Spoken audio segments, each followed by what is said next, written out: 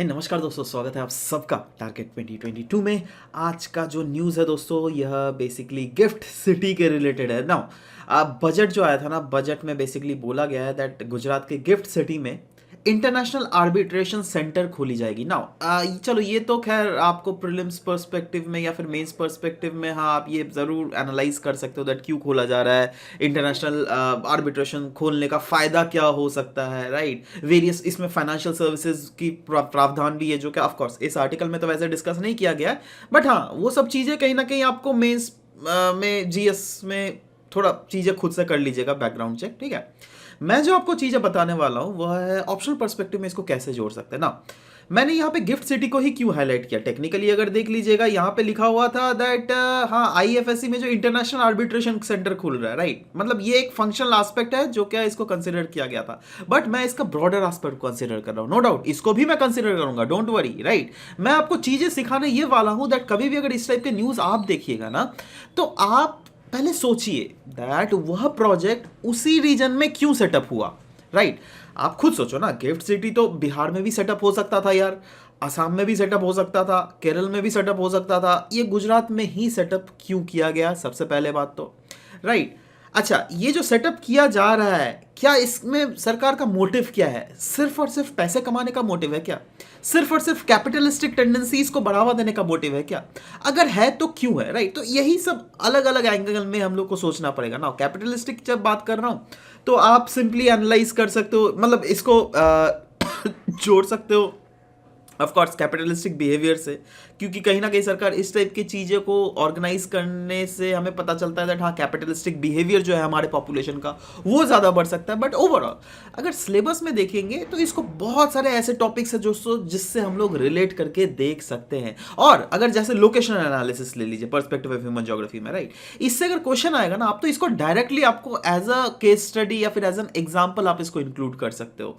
वैसे आप special economic zone, multinational liberalisation, experience of regional planning in India, जी हाँ, क्योंकि it is also a part of regional planning only, right. और वैसे ही रीजनल प्लानिंग तो खैर टॉपिक है ही, ये तो आपको पता ही है। तो अगेन होलिस्टिक व्यू में हम लोग जोड़ सकते हैं। चलो एक एक काम करते हैं ना, एक एक करके हम लोग देखते हैं, राइट। जैसे सबसे पहले अगर हम लोग लोकेशनल एनालिसिस, क्योंकि ये एक बहुत बड़ा टॉपिक है अपने आप में ही, समझ रहे हो बात। तो अगेन इसको हमें जानने की बहुत ज्यादा जरूरत है। जैसे रेडिकल देखो ज्योग्राफी, इस बार अप्रोच, इस बार क्वेश्चन आ गया था ना, तो अगेन इन टाइप की चीज़ों को अगर एक एक करके ध्यान करके अगर आप हर रोज रिवाइंड करते रहिए तो दिमाग में क्लिक होता रहेगा ना।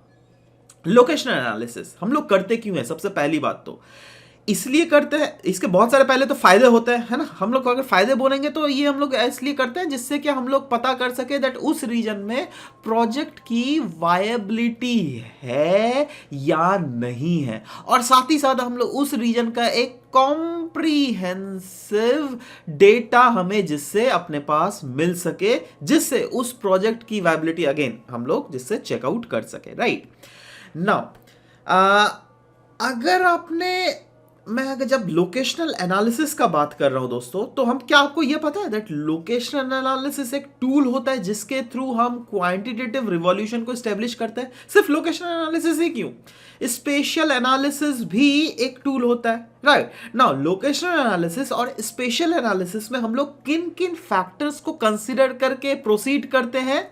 वो फैक्टर्स होते हैं ऑर्गेनाइजेशनल सेंटर, एक हो गया नेटवर्क, एक हो गया इंटरैक्शन, एक हो गया डिस्टेंस। नाउ इसके बारे में मैं पूरा नहीं बताने जा रहा हूं दोस्तों, ठीक है, इसको एक एक करके डिस्कस नहीं करना हूं ना।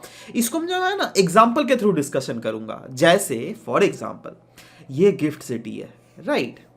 अब देखो गिफ्ट सिटी में एक तो ऐसा विंग होगा जो क्या रिस्पेक्टिवली जितने भी सारे यहाँ पे विंग्स होंगे उनका एडमिनिस्ट्रेशन या फिर उनका डेटा संभालता होगा, राइट। तो ये हायरार्की में हम लोग इसको बोल सकते हैं, इसको eight the top of the hierarchy हम लोग बोल सकते हैं, राइट। वैसे ही जैसे अभी यहीं पर देख लो, देखो यहाँ पे क्या बोल रहा है, इंटरनेशनल आर्बिट्रेशन सेंटर, राइट। तो इसको आप सोच लो, ये वाले विंग को सोच लो, यहाँ पर इंटरनेशनल आर्बिट्रेशन सेंटर बनेगा, राइट। वैसे ही यहाँ पर जो है ना बेसिकली स्टॉक मार्केट रिलेटेड कुछ एक्टिविटीज होंगी, राइट।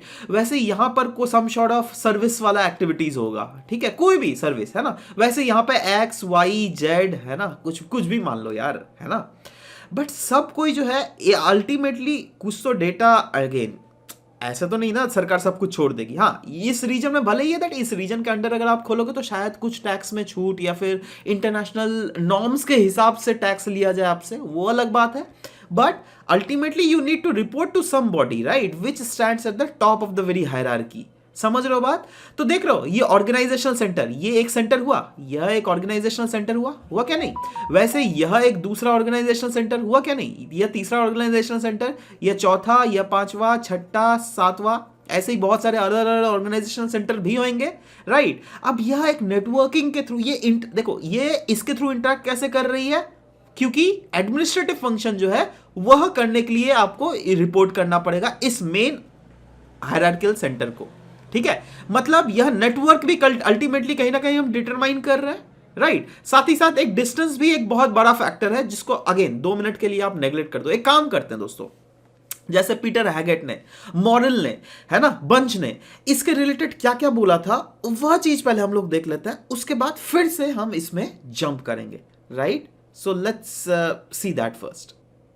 ऑलराइट गाइस, सो देखो ये बेसिकली वेरियस जोग्राफर्स थे, जैसे बंच, जैसे हैगेट, जैसे मोरल, ठीक है। नाउ कभी भी अगर ह्यूमन ज्योग्राफी का आंसर अगर आप लिख रहे हैं, राइट, और इनके ज्योग्राफिकल थिंकर्स को अगर आप कोट नहीं कर रहे हो तो आप बहुत बड़ा ब्लंडर कर रहे हो, ये समझ के चलो, राइट। अगर डायरेक्ट क्वेश्चन आ गया देन तो जो भी हो जाए यार, you need to mention them, right ना। जैसे बंज ने अपने थेसिस जो प्रेजेंट किया था उसमें इन्होंने बोला था दैट ज्योग्राफी जो है ये एक साइंस ऑफ लोकेशन है, और वही चीज तो हम लोगों ने अभी तक डिस्कस किया, क्योंकि स्पेशल एनालिसिस हम जब भी करते हैं दोस्तों तो हम लोग वेरियस फैक्टर ऑर्गेनाइजेशनल सेंटर को कंसिडर करते हैं, नेटवर्क, इंटरैक्शन, डिस्टेंस, ये सब सारे वेरियस फैक्टर्स होते हैं ना जी जिसको कंसिडर करते हैं, राइट। तो ये क्या हुआ, अल्टीमेटली इसके आधार पर उस रीजन का हम सिंथेसिस कर रहे हैं, राइट। मतलब ये फैक्टर्स है जो क्या अल्टीमेटली डिटरमाइन कर रही है दैट कोई भी जो एक्टिविटीज हो रही है, फॉर एग्जांपल गिफ्ट सिटी जो वहीं पर सेटअप हुआ गुजरात में,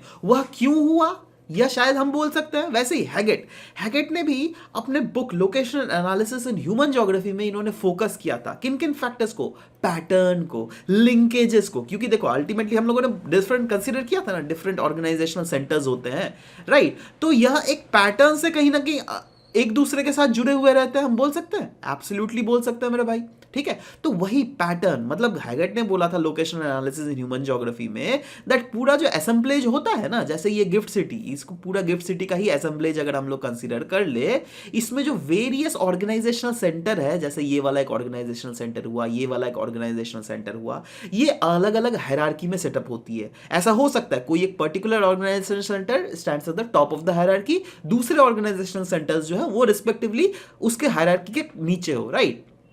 बट अगर हम लोग इसको एज अ होल सिस्टम के तरह एनालाइज करते हैं तो हम कहीं ना कहीं एक मॉडल जरूर इंप्लॉय कर सकते हैं जिसके थ्रू हम एनालाइज कर सकते हैं दैट इस रीजन में ह्यूमन इन्वायरमेंट का इंटरेक्शन कैसा हो रहा है। नाउ यहां पर अगर मैं ह्यूमन इन्वायरमेंट का इंटरेक्शन बोल रहा हूं, मतलब यह नहीं दैट यहां पर जंगल और इंसान लोगों का, मतलब जंगली जानवर या फिर इस टाइप नहीं, इन्वायरमेंट मतलब आपके इर्द गिर्द वाला इन्वायरमेंट भी वो कंसीडर होगा। यहां पे जैसे फाइनेंशियल इन्वायरमेंट है, राइट, तो अलग अलग फाइनेंशियल सेंटर्स खुले हैं, ये कोई अलग सर्विसेज प्रोवाइड कर रहा है, यह कुछ दूसरा सर्विस प्रोवाइड कर रहा है, यह कुछ तीसरा, यह कुछ चौथा सर्विस प्रोवाइड कर रहा है।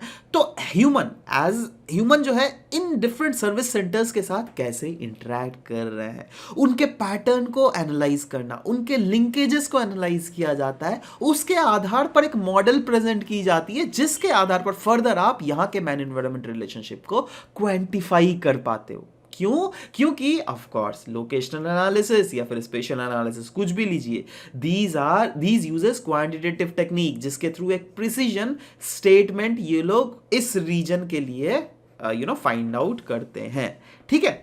वैसे ही मॉरल भाई साहब ने basically he was very much influenced by the geographical tradition of course जो कि बंच एंड हैगेट के द्वारा दिया गया था, और उन्होंने भी अपना बुक लिखा था स्पेशल ऑर्गेनाइजेशन ऑफ ज्योग्राफी में, जिसमें इन्होंने बोला दैट देखो भैया इंसान जो है ना वो अपने स्पेशल इंटरेक्शन को मैक्सिमाइज करना चाहता है। बोले तो जैसे वही वाला गिफ्ट सेट, राइट, तो सरकार एक पर्टिकुलर एकड़ ऑफ लैंड, वो कितना एकड़ ऑफ लैंड है वो आपको जानने की जरूरत नहीं है, सोचो x एकड़ ऑफ लैंड में खुला हुआ है, राइट। अब सरकार इस रीजन में ही एक ऑर्गेनाइजेशनल सेंटर यहाँ पे सेटअप करेगी, दूसरा के लिए एक अलग सा जोन एलोकेट कर दिया जाएगा, तीसरा वाला और सेंटर के लिए एक अलग सा जोन एलोकेट कर दिया जाएगा, चौथा वाले के लिए अलग सा जोन, राइट। क्यों? अच्छा, ऐसा क्यों किया जा रहा है? जैसे से फॉर एग्जांपल कोई भी जैसे फाइनेंशियल रिलेटेड कुछ भी जैसे लोन देना, राइट, तो वो इसी रीजन में बहुत सारे बिल्डिंग्स होंगे या फिर इसी रीजन में बहुत सारे ऑफिसेज होंगे जहां से if you want to contact for loans probably you can go for it, right. वैसे ही यहां पर शेयर मार्केट का कुछ होगा, वैसे ही यहां पर कुछ अलग सा एक्टिविटीज होगा, राइट। तो ये एक जोन में क्यों कन्फाइंड किया जाता है? क्योंकि मॉडल भाई साहब ने भी वही बोला था दैट इंसान जो होता है ना, इंसान अपने आजू बाजू इन्वायरमेंट के साथ ऐसे इंटरेक्ट करते हैं जिससे वो अपने कॉस्ट को मिनिमाइज कर सके, माफ करना, मैक्सिमाइज नहीं, राइट। और मिनिमाइज कर सके मतलब आप खुद सोचो, आपका अगर घर यहां पर हुआ तो आप साबुन खरीदने आपके घर के सामने वाला दुकान में जाओगे या फिर 10 किलोमीटर दूर जो है उस वहां पर जाओगे, एक साबुन मामूली सा जो कि यहां पर भी 10 रुपया मिल रहा है, में साबुन मिल रहा है, यहां पर भी वो साबुन 10 रुपया का ही मिल रहा है, ऑफ कोर्स आप यहां पर जाओगे। कौन गधा होगा जितना दूर जाएगा? अनलेस यू आपको बहुत सारे सामान नहीं खरीदने हो तो, ठीक है। तो वही चीज यहां पर बोला गया दैट पीपल जो है try to maximise the special interaction. जैसे अगर इसी स्पेस में इंसान ज्यादा से ज्यादा स्पेशल इंटरेक्शन को मैक्सिमाइज करना चाहेगा, क्यों? क्योंकि ऐसा करने से कॉस्ट जो है वो मिनिमाइज हो जाता है, राइट। और रिलेटिव काम जो होती है, रिलेटिव एक्टिविटीज, जैसे यहां पे मैंने बोला ना दैट फाइनेंशियल एक्टिविटीज ही होती है, तो वो अगेन यहां पर भी फाइनेंशियल एक्टिविटीज हो रहा है, यहां पर भी हाँ ऐसा हो सकता है दैट जो रेट ऑफ या फिर फंक्शन जो है फाइनेंशियल एक्टिविटीज का वो थोड़ा अलग अलग हो, बट कहीं ना कहीं वो सब ऑफिसेस को एक जगह ही रखा जाता है, राइट। और ये इंसान जो है हर जगह सिमिलर टाइप ऑफ एक्टिविटीज ही करता है। इंसान का जो इंटरेक्शन होता है ना दुनिया के साथ, आप कोई भी रीजन देख लीजिए, इंडिया, पाकिस्तान, यूरोप का कोई भी कंट्री उठा लीजिए, अमेरिका, अफ्रीका, कोई भी रीजन में बिजनेस ऐसे ही चलता है, समझ रहे हो बात। तो हम लोगों ने इससे तीन से मतलब आपका बंज हैगेट मॉडल के थ्योरी से एक चीज तो जरूर समझ गया दैट हाँ ये गिफ्ट सिटी अल्टीमेटली, देखो हमारा न्यूज का क्या था, गिफ्ट सिटी, राइट। तो ये गिफ्ट सिटी जो वहां पर सेटअप हुआ है वह क्यों हुआ है? जिससे वहां पर स्पेशल इंटरेक्शंस जो है वो ज्यादा से ज्यादा हो सके, यही नहीं बेसिकली ऑफ कोर्स जिससे कॉस्ट भी मिनिमाइज हो सके, राइट। क्योंकि देखो अगेन ये सब चीजें करने से जो है जो अल्टीमेटली लोकेशन एनालिसिस बोलता क्या है दैट ये एक अप्रोच है ह्यूमन ज्योग्राफी का जो क्या फोकस करता है on special arrangement of phenomena. तो अगेन ये एज अ स्पेस हम कंसीडर कर लो, क्योंकि स्पेस तो अगेन एक सब्जेक्टिव टर्म है, स्पेस, रीजन, राइट। तो इसको एज अगर स्पेस अरेंज देखते हैं तो स्पेस में जो वेरियस फिनोमिनाज हो रहा है वो अपने आप को स्पेशली कैसे अरेंज किया हुआ है, that is what we are analysing through locational analysis. मैं मान रहा हूं दैट थोड़ा ये टेक्निकल हो गया होगा दोस्तों, बट कोई बात नहीं, इस टाइप के टेक्निकल चीजें अगर आप हर रोज सुनते रहिएगा ना, ट्रस्ट मी, आप अगर कभी भी बाद में लोकेशन एनालिसिस को रिवाइज भी कीजिएगा ना अपने घर में बैठकर, आप कहाँ से भी कोई भी बुक से पढ़ रहे हो, दैट डजंट मैटर, बट कहीं ना कहीं आपको दिखा हुआ सा लिखेगा, अरे यार ये तो सर ने क्लासेस में ही हम लोगों ने डिस्कस किया था उस दिन, इस टाइप के एग्जाम्पल्स, ठीक है। तो आपको स्ट्रेस नहीं डालना पड़ेगा। देखो मेरा मेन मोटिव यही है, मुझे पता है आप लोगों में से बहुत जने हैं जो कि खुद से प्रिपेयर कर रहे हैं, ये सबसे ज़्यादा मुश्किल मुझे खराब लगता है, पता है, क्योंकि बहुत ज़्यादा आप लोग डायरेक्शनलेस हो जाते हैं जो खुद से प्रिपेयर करते हैं ना। तो मैं चाहता हूं ठीक है आप लोग खुद से प्रिपेयर करो, कोई बात नहीं, बट एटलीस्ट आप इसके थ्रू जो है थोड़ा डायरेक्शन ले लो, ठीक है। यही मेरा एम है दैट मैं इन क्लासेस के थ्रू आपको कहीं ना कहीं डायरेक्शन देने की कोशिश करूं जिससे आप लोगों का फायदा हो, ठीक है। तो ये चीज हम लोगों ने समझ लिया ना, बंच ने क्या बोला था, हैगेट ने क्या बोला था, उनका मोटिव क्या था, मॉडल ने क्या बोला था, उनका मोटिव क्या था, ये तो समझ गए। अब चलो फिर से हम लोग जंप करते हैं अपने सेक्शन में। तो देखो ये चीज हमें क्लियरली दिख गया ना, दैट इज क्लियरली दिख रहा है दैट हाँ मतलब कैसे लोकेशनल एनालिसिस को हम लोग यहाँ पे पुट फोर्थ कर सकते हैं in the example of gift city, जो कि हम लोगों ने अभी डिस्कस भी करके प्रॉपरली देख लिया। ऑलराइट, नाउ एक चीज मैं इसको मिटा दूं, एक मिटा क्यों दूं, मैं अलग ही पेज में ही करवा देता हूं, ठीक है। तो अगेन ये आप समझ गए ना लोकेशनल एनालिसिस। नाउ अगर मैं आपको लोकेशनल एनालिसिस का क्रिटिसिज्म बोलने बोलूं तो क्या आप लिख सकते हो? आप खुद ही बोलो ना। अरे देखो ये मैं इसलिए थोड़ा एक्स्ट्रा पढ़ा दे रहा हूं, जैसे नॉर्मेटिव क्वेश्चंस को ये बिल्कुल नेग्लेक्ट करता है, राइट। अब देखिए क्लियरली सरकार का मोटिव क्या है, वहां से पैसे को कमाना, राइट? तो क्या हम लोग बोल सकते हैं दैट सरकार इनडायरेक्टली कहीं ना कहीं कैपिटलिस्टिक बिहेवियर को इन्फ्यूज कर रही है हमारे लोगों पर, राइट? और कैपिटलिस्टिक बिहेवियर ऑफ कोर्स किसके थ्रू? ऑगस्ट कॉम्टे का पॉजिटिविज्म थ्योरी है, ठीक है? तो ये सब कुछ आपको इंटरकनेक्ट होना चाहिए, राइट? क्या हम लोग बोल सकते हैं दैट इसका जो क्रिटिसिज्म एक है दैट ये एक एरा ले आ रहा है जो क्या इंडस्ट्रियलाइजेशन ही नहीं, ओवर इंडस्ट्रियलाइजेशन का एरा आ रहा है, जहाँ पे इंटरनेट ऑफ थिंग्स को ज़्यादा प्रमोशन मिल रहा है, जहाँ पे ऑटोमेशन को ज़्यादा प्रमोशन मिल रहा है, जहाँ पर Web3 जो क्या अभी तक एक नेसेंट कॉन्सेप्ट है, यह धीरे धीरे फोर फ्रंट में आ रहा है, ऑफ कोर्स बोल सकते हैं दोस्तों, ठीक है? और इन्हीं, क्योंकि देखिए इसके क्रिटिसिज्म के कारण ही तो डिफरेंट अदर थ्योरीज आती है ना, इसीलिए तो पैराडाइम शिफ्ट होती है। हम लोगों ने जो पढ़ा है ना पैराडाइम्स इन ह्यूमन ज्योग्राफी, वो क्यों होता है? क्योंकि देखो एक कोई ना कोई थ्योरीज चलता है ना, कोई एक व्यू पॉइंट चलता है, बट अचानक से इस व्यू पॉइंट को रॉन्ग प्रूफ करने के लिए दूसरा एक व्यू पॉइंट आता है, उसका जन्म होता है, राइट? जो क्या पुराने वाले व्यू पॉइंट्स को जो है बिल्कुल रॉन्ग क्रिएट कर देता है, and that leads to the formation of birth of a new paradigm, ठीक है? इसीलिए तो बिहेवियरलिज्म, ह्यूमनिज्म क्यों आया, इनको क्यों सिग्निफिकेंस मिला?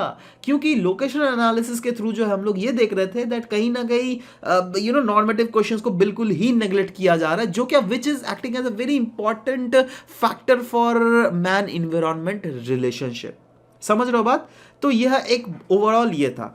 एनीवेज, अब आप बोलिए दैट इंडस्ट्री वाले पार्ट से इसको कैसे जोड़ सकते हैं? क्या आप, मैं बोल सकता हूं यार, हाँ, जैसे स्पेशल इकोनॉमिक जोन्स होती है ना, तो यहां पर भी तो अगेन सम सॉर्ट ऑफ ऐसे जोन्स क्रिएट किए जा रहे हैं विच, जहां पर इकोनॉमिक रूल्स जो है सरकार वो इंटरनेशनल स्टैंडर्ड्स के रखे जाएंगे। तो हम लोग बिल्कुल बोल सकते हैं जी हाँ, एब्सोल्युटली, यहाँ पे डिफरेंट मल्टीनेशनल कंपनीज आ सकती हैं, absolutely. Experience in regional planning in India अगर बोला जाए दैट अभी के समय में कंटेम्प्रेरी टाइम्स में बताओ दैट रीजनल प्लानिंग कैसे चेंज हो रही है, कैसे पैराडाइम शिफ्ट ले रही है, तो क्या आप इसका एग्जांपल ले सकते हो? आप बता देना दैट हाँ, अब पास्ट तक जो है रीजनल प्लानिंग कैसी होती थी हमारे देश में, और अभी की रीजनल प्लानिंग जो शिफ्ट हमें देखने को मिल रहा है वो कैसा एग्जाम्पल देना, आई मीन कैसा देखने को मिल रहा है, और उसमें इसका एग्जाम्पल बिल्कुल आप इंक्लूड कर सकते हो, है ना? समझ रहे हो बात? तो ये सब कुछ चीजें हैं जिसको आप देखकर कंसिडर कर सकते हो।